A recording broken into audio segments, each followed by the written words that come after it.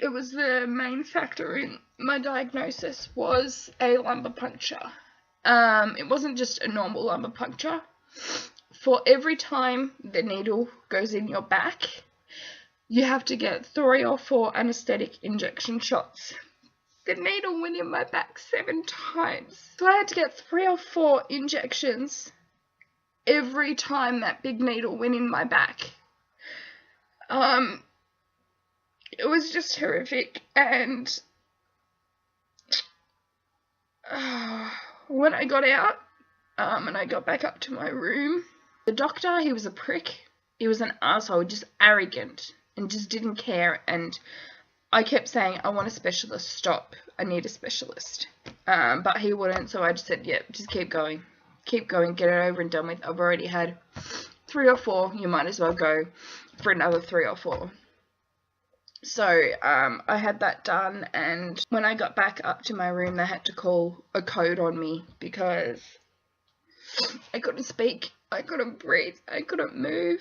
My body was shaking all over. I was so cold. I remember just lying there, and all these doctors and nurses were around my bed. I had one of those the blankets that blow up, and they've got all the hot air with all the bears in them on top of me. And right at that moment, my auntie walked in, and that was another moment of God, I guess, or my angels intervening, because I really needed someone that day, and my auntie was there, and I am forever grateful to her. She spoke to me and held my hand and rubbed my back and told me everything was going to be okay, and she really calmed me down. I then had to go and get another MRI to see if this stupid doctor had done damage to my spinal cord, and then I had to wait for those results. So he hadn't. Everything was okay. It was just that I was just in so much pain. My body had just gone into shock, and it just couldn't cope anymore. So that was that day. Mark came in. Daniel came to the hospital to see me, and Mark had came in and he said that he had my test results. And I don't know how my parents did it. They got from Sunbury to the RMH like lightning. Maybe it just felt like lightning. Maybe I just remember it being like lightning. But I just remember I had the most important people around me at that time. And they're who I wanted, and they're who I had. He was sitting in the chair. I was laying in bed. Mum and Dad were on the right hand side of the room next to Dee, and Mark was on the left side, and he said that I had transverse myelitis, and we were just like, what? And honestly, that's all I remember.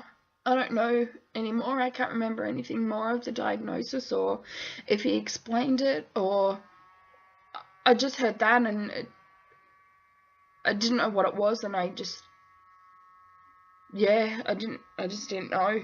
He started me on IV steroids pretty much straight away. Because steroids can stop it from spreading and can also help fix the lesions that you already have. I just remember being in hospital. The lady in the room next door to me, no, she was in the room with me and in the bed next door. She moved out, so one good thing was I remember Dee and Annie Lou changed beds. Before the next patient came in, they just grabbed everything and just chucked it in there so that I could have a beautiful window room. I used to call it the penthouse because we're at the top of the Royal Melbourne, and I was in the private suite. And although I didn't want to be there, it was nice, you know. I still struggle.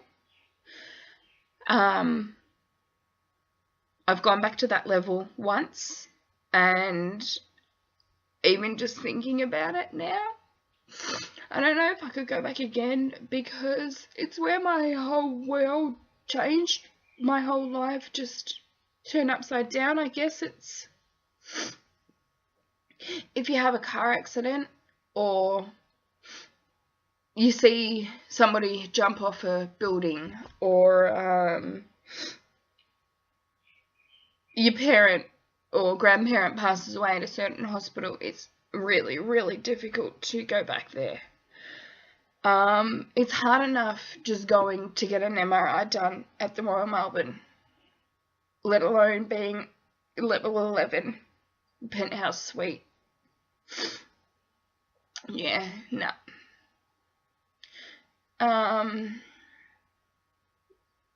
So I was stuck to a steroid drip, of which I had to carry around everywhere. I was using a walking frame, but mostly in a wheelchair. I would ask my legs to bend and they wouldn't. I would ask them to lift me out of bed and they wouldn't. I couldn't stand up on my own. I couldn't shower on my own. I couldn't get dressed on my own. So I would wait till my mum would come in every morning, as she did every day, and she would dress me and brush my hair, and I am forever thankful and grateful for that. You know, that's about dignity, I guess. I was 27. I didn't want a nurse showering me and dressing me, and it did happen once or twice, but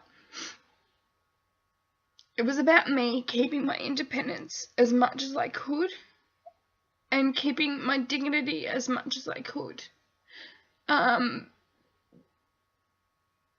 Everything just gets taken away in the blink of an eye, and you can't change it. You can't fix it.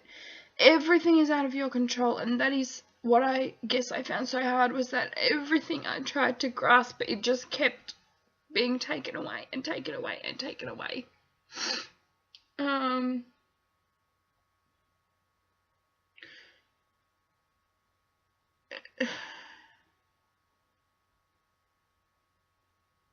I guess